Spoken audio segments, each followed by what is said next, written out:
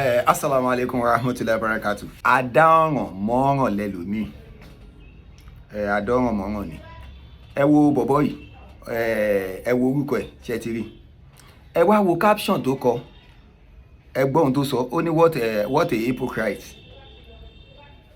Cherry ń bá tiẹ̀ máa sọ̀rọ̀ lórí. Àmọ́ nígbà tí mo wá rí picture bàbá wa Imam Àgbàlẹ̀ Ogbomoso tó gbé síbẹ̀, mo wá mọ̀ pé Imam Àgbàlẹ̀ Ogbomoso ló ń bá wí. Now, ó ní you are begging in the night and charging real son of the soil to cut in the day.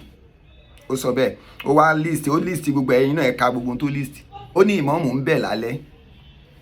Wọ́n wá ń fi ọ̀sán, wọ́n fi ń gbé gbogbo àwọn ọmọ tí wọ́n jẹ́ ọmọ inú ìlú.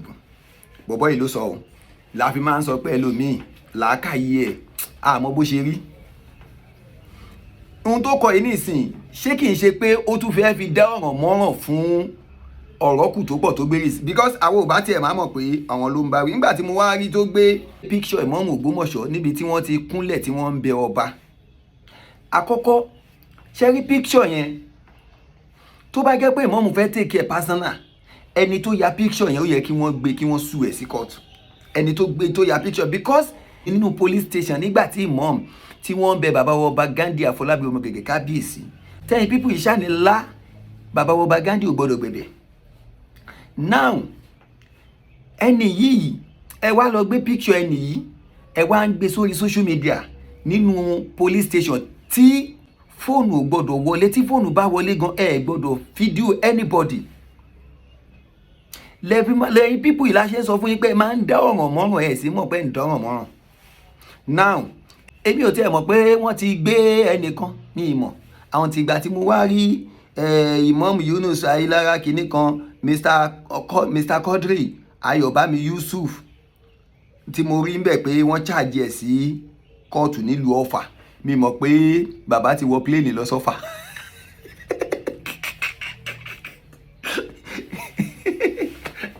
Ṣẹ́rọ̀ bí wí ẹlẹ́wọ̀n ni wọ́n.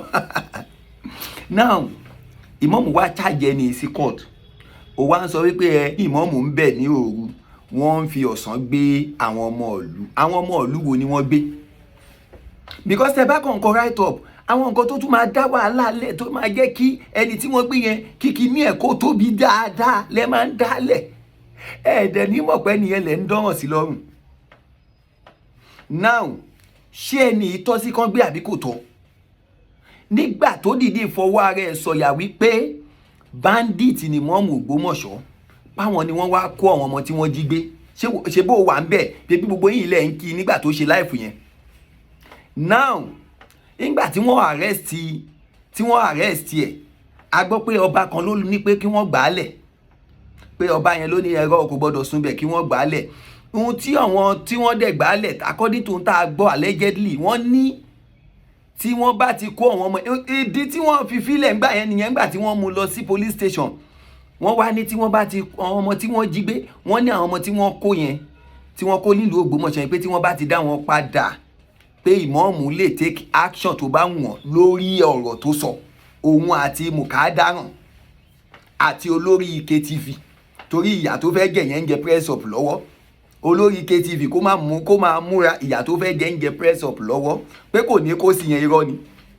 Now wọ́n ní tí wọ́n bá àwọn ọmọ tó kó yẹn pé tí wọ́n bá dé lónìí o kí Imam charge àwọn ẹni yẹn sí kóòtù ní ìjọ́ kejì ẹ̀. Now nígbà táwọn ọmọ yẹn dé láyọ̀ àtàlàáfíà, àwọn ẹni yìí Imam wá lọ bá àwọn ẹni yìí pé àwọn ti dé o, ṣé rí bọ́n ti dé o. Àmọ́ ṣé ẹni tí wọ́n sọ pé wọ́n gbé yìí Iroku tó pọ̀ tẹ́ná gbé yìí, ṣé ó ṣe apology? Kò ṣe apology náà. Wọ́n wá fẹ́ máa wá wòye pé kán máa lo pé àwọn lágbára láti fi sọ pé akéèyàn má jà fún ẹ̀tọ́ ẹ̀. Ṣé tó bá jẹ́ bàbá tiẹ̀ àbí ìyá ẹ̀ àbí àwọn bàbá ńlá kù bàbá ẹ̀ ni wọ́n pè ní bandit, ìwọ náà ò ní fọlọ́pàá gbé wọn. Tó fi wá ń sọ wípé Imam ń bẹ̀. Lẹ́yìn yẹn ṣé bàbá wa ọba Gandhi Afọlábí ọmọ gẹ́gẹ́ kábíyèsí ṣáwọn ni wọ́n rán wọn pé kán lọ sọ pé Imam Ogbomoso bandit ni? Imam Ogbomoso àti bàbá ọba Gandhi ni wọ́n jọ ní ọ̀rọ̀ láàrin ara wọn tọ́lọ́run dẹ̀ ti ń yanjú tí ó sì yanjú ẹ̀ tán yányán.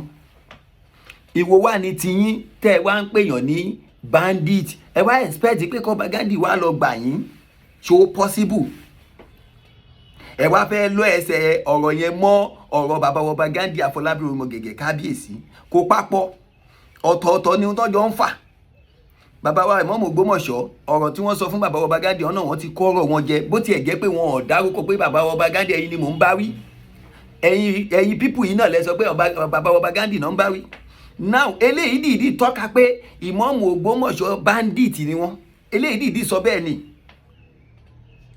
ẹ wá ní kẹ́ni yẹn kó má bí léèrè ṣé tí nǹkan mi bá ṣẹlẹ̀ lọ́la, àbí orí KTV tó ní kidnapper máa tó máa wọ̀lú Ògbómọ̀ṣọ́ kó àwọn ọmọ lọ, àbí ó ṣàsọ èyí tó sì sọ kò tí ì lè ju ọ̀sẹ̀ kan lọ. ṣé tó bá dọ̀la tẹ́yìn pípù yìí bá bẹ̀rẹ̀ sí nílò yẹn láti fi hùwà bàjẹ́ nínú ìlú, ṣe bí Ìmáàmù yìí náà lẹ́ẹ̀ máa pariwo. ẹ wá ní bọ́ ṣe gbé yẹn kò dáa, kó lọ wí tiẹ̀ náà, kó lọ wí tiẹ̀. àwa ti lọ Jos ní Plateau, àwa ń ṣe wáàsí, à ń jẹun tó ń wà, ẹ̀yin dẹ̀ wà ní, ẹ̀yin náà sì lọ sọ́fà, ẹ wọ mọ́tò ọ̀fẹ́ lọ sọ́fà, ẹ̀yin náà dẹ̀ lọ ń jẹun tó ń wù yín lọ́fà, àbí? Ọlọ́run jọ̀ọ́ ṣàánú mi, oúnjẹ ni kí n jẹ, má jẹ ń jẹ́jọ́ o, gbogbo ọ̀ràn tó máa mú mi jẹ́jọ́ má jẹ́ ó dé bá mi o. Imam Ògbómọ̀ṣọ́ àti bàbá ọba Gandhi ọ̀tọ̀ lọ̀rọ̀ wọn, ọ̀tọ̀ ni ọ̀rọ̀ Mr. Quadri Ayọ̀bámi Yusuf Iroku tó pọ̀, ọ̀tọ̀ lọ́rọ̀ wọn, kò papọ̀ kò papọ̀ rárá. ó pè mọ́mù ní bandit ni, Ìmáàmù dẹ̀ ni kó wá júwe bí wọ́n ṣe jẹ́ bandit fún wọn, kí ló fi papọ̀? ẹ wá gbé ọ̀rọ̀ yẹn, ẹ wá gbé sórí social media, ṣe rí pé ẹ tún fi ń dákún ọ̀rọ̀ ní lọ́rọ̀ tó wà nílé ẹjọ́, ẹ wá tún gbé ìwé ìpẹ̀jọ́ ẹ gbé sórí social media. lóòótọ́ lẹ́yìn pípù yìí kàwé lóòótọ́, àmọ́ ẹ̀ ka ọgbọ́n, Ọlọ́run ní jó bàjẹ́ fẹ́ ní kọ̀ọ̀kan wa. Imam Ògbómọ̀ṣọ́ kò ní ṣàlàáfíà yín, kò sì ní ṣàlàáfíà bàbá ọba Gandhi Afọlábí Ògègè kábíyèsí o. bàbá wa ṣe rí gbogbo àwọn tó sì máa gbé pọ̀, wọ́n sì pọ̀. The fearless talkers wà nù wọn, Mrs. Comfort ó wà nù wọn. wọ́n wá sì gbé mélòó náà sì gbé, wọ́n ti gbé Mukadaran ètí ìgbé náà, gbogbo bẹ́ẹ̀ ṣe lọ delete, wọ́n sì máa gbé náà, gbogbo fídíò yẹn wà lọ́wọ́ tiwa. olórí KTV tó ní àwọn èèyàn ń bọ̀ tán máa wá kó àwọn èèyàn, tán máa wá kidnap àwọn èèyàn nílùú ìlú, ìyẹn náà wà lórí péèjì mi náà. wọ́n sì ń bọ̀ wá gbé gbogbo yẹn, ẹ̀ ṣe pọ̀. ìyẹn ò túmọ̀ sí pé ọ̀rọ̀ tó wà nílẹ̀ yìí, ọ̀rọ̀ wípé ẹ má da ìlú rú mọ́ ni. nígbà tí òun náà bá lọ fojú winá òfin, tóun náà bá lọ fojú winá òfin, gẹ́gẹ́ bí èmi náà ṣe fojú winá òfin jọ sí, òun náà wá mọ̀ tó bá dé á wà humble, èmi náà ti wà humble, so òun náà wà humble.